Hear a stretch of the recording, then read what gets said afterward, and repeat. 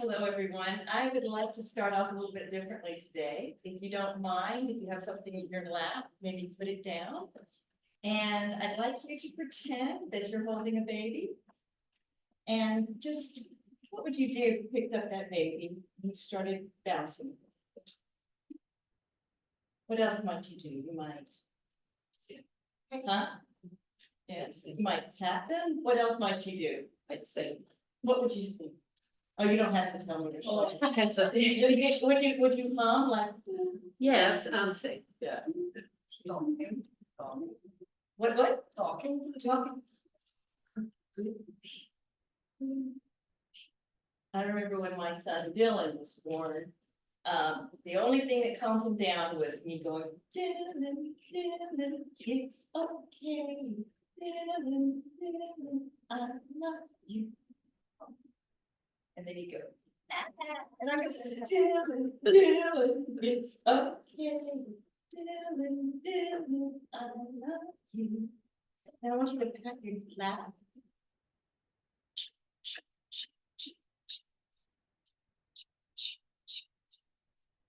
We're gonna slow it down.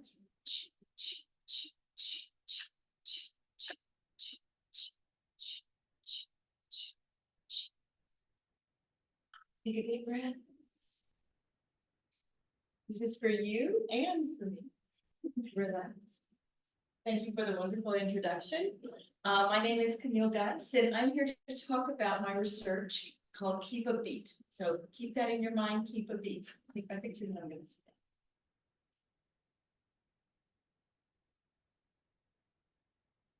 So first of all, where am I? We are in Louisiana. So if you take a look at the top left, you'll see the United States, and we're in the southeast corner of the United States, and that's it over here. And we are in the green one that says Louisiana on the left side, and the star there says Baton Rouge. That's where we're from. And I say we, my husband Eugene Geist is here with me, and we flew here from Baton Rouge a few days ago, where it's hot and sticky. A little bit about Baton Rouge, Louisiana. Louisiana is second in the US for babies born to single mothers, and it's one of the highest infant mortality rates in the US. It has good food, but there's a lot of tourism. It's not too far from New Orleans. And so there's a lot of wonderful cultural diversity, but it's a lot of economic disadvantage. My program is called Keep a Beat. And the mission of Keep a Beat is to empower teachers and caregivers of children to use accessible music strategies to promote positive social, emotional interactions, learning outcomes, and healthy outcomes. So I know some of this is small, but it's you can see the roadmap from left to right of where I started 23 years ago, I think. I started working with preschool teachers, helping them learn to keep a beat, similarly to what we just did, to help lower anxiety, promote attention, promote self-regulation of the children. And then I moved to a lab study at Ohio University in Athens, Ohio, where we worked with parents, and I taught them how to use rhythmic touch and steady beat and singing and melody and those types of things. It's called infant-directed singing and infant-directed music and movement. And we looked at stress levels of saliva and social emotional competence. Then with a National Endowment for the Arts grant, which is a federal grant in the United States, we were able to get some startup fundings to work with parents and infants. And this is when COVID hit. So all of a sudden, everything went online with these trainings that we planned to do face-to-face. But we were asked for an extension of the grant when we came out of COVID. We were able to do some live trainings. And we looked at lowering stress hormones with saliva of the baby and the parent. And we really solidified the Help Me Grow with Music, Keep a Beat training. So then we moved to Baton Rouge, Louisiana, just a couple of years ago, and we moved the research to the infant classrooms, and they have many infant classrooms in Baton Rouge, Louisiana, where we're developing the teacher training and implementing in the classroom. So music is healthy. A child's first experience with the caregiver is musical. There's that steady beat, rhythm. Steady beat is what's going on, beat, beat, beat, beat. Rhythm is the rhythm of the notes above the beat. And then we use infant-directed singing or humming. And these are prime opportunities to promote long-lasting interactions, brain development, emotional development, and physical development. It's not something for entertainment. Music is actually food for a baby. It helps the brain grow. It's necessary to promote all these different things that are listed here. This was one of my teachers when I started 23 years ago, and she's using a technique, rhythm for self-regulation. And the learning activity was everybody keep a beat. And basically it was similar to what I just did with you. I said, everybody pat your lap, or everybody keep a beat. And she would slow it down as the children came to the group, and you can see their hands on the bottom right, they're actually keeping a beat too. And we could see everybody would calm and be ready. And then she would teach the experience. And then when she started seeing some people kind of, you know, getting off task, or they've been sitting there for a long time, she did it again. And then it got everybody centered, self-regulating. And she even taught the preschoolers to do it for themselves when they needed with self-regulation. So we then moved to the pilot study, and here's a picture of me reading one of the parents. You'll see there's a nurse on the right. She took the saliva data before and after the session, and we had a control group. One of the techniques is rhythmic touch, and the activity was, these are your ears. And of course it's to music, but it's teaching a functional skill. It's teaching the parent to use music in a way to teach functional body parts at that point. But so then we moved to the infant and caregiver study, paid for in part by Ohio University and the National Endowment for the Arts.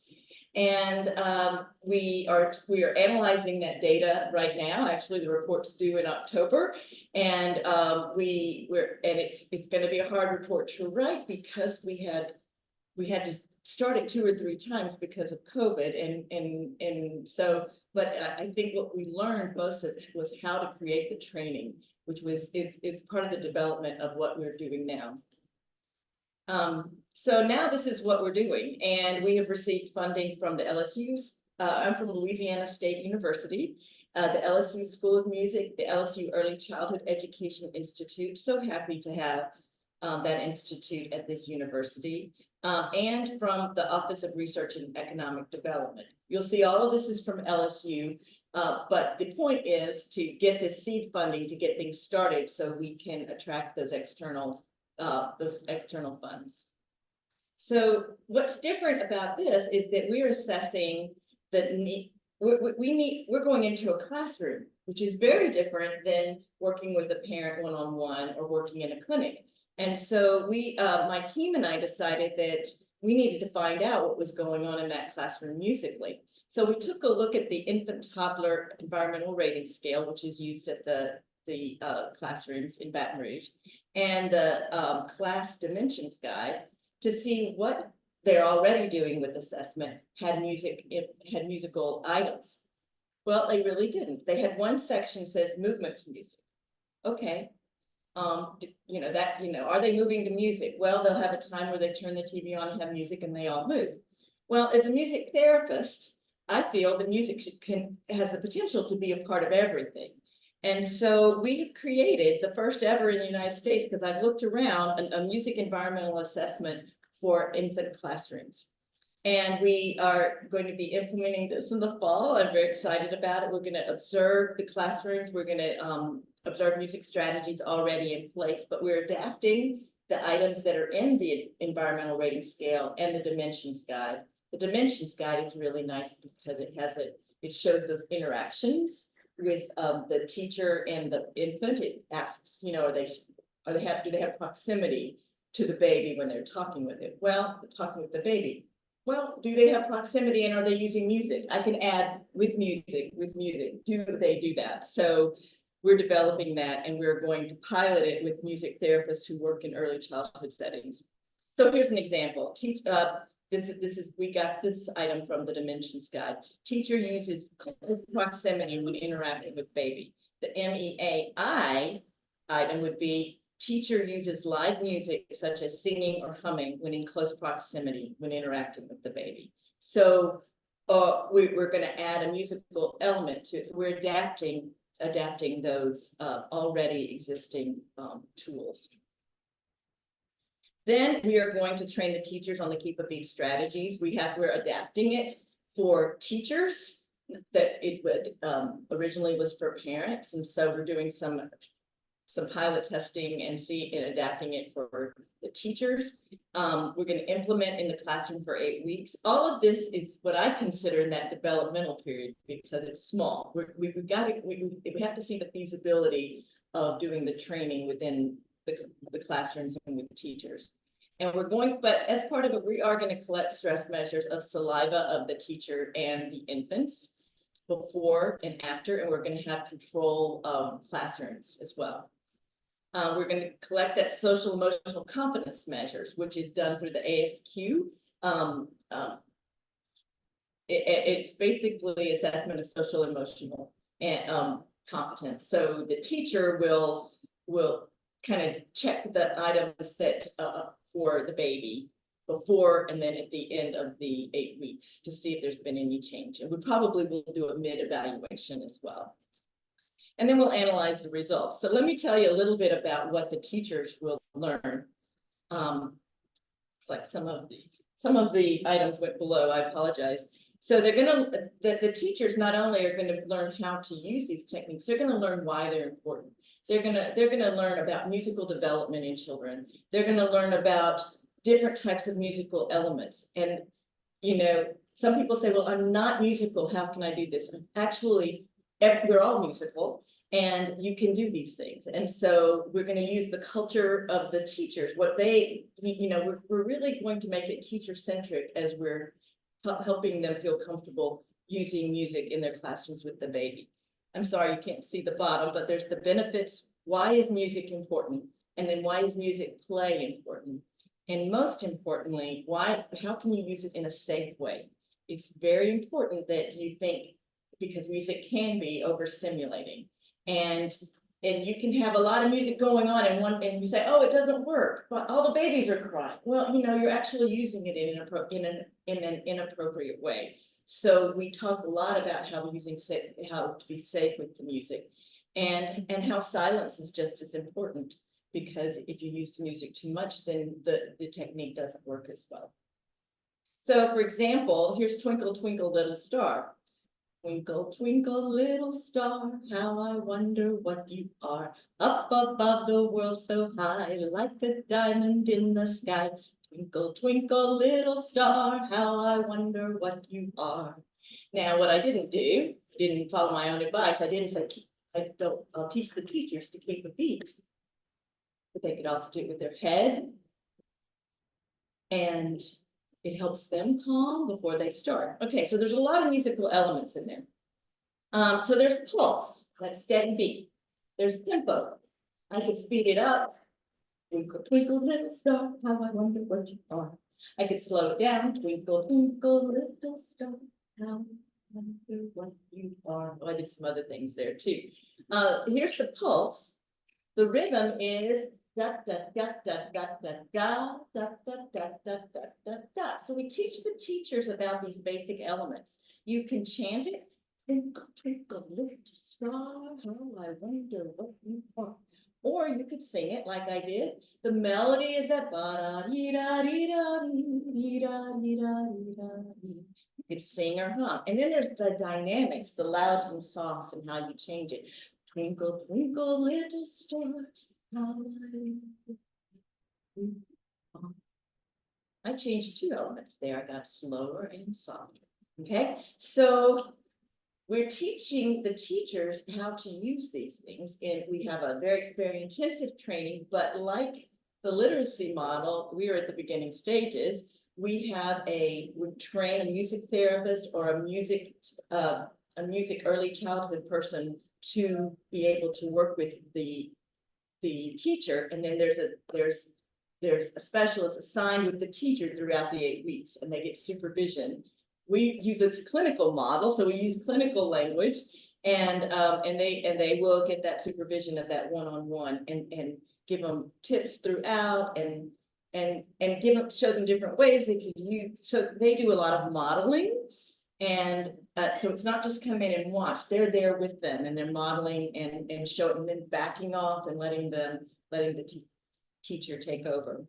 The music techniques, they learn about providing repetition when needed, creating pauses, changing the tempo, changing the dynamics, mirroring musical behaviors of the child. It's child-centered because the child is creating music, and we need to follow where they are.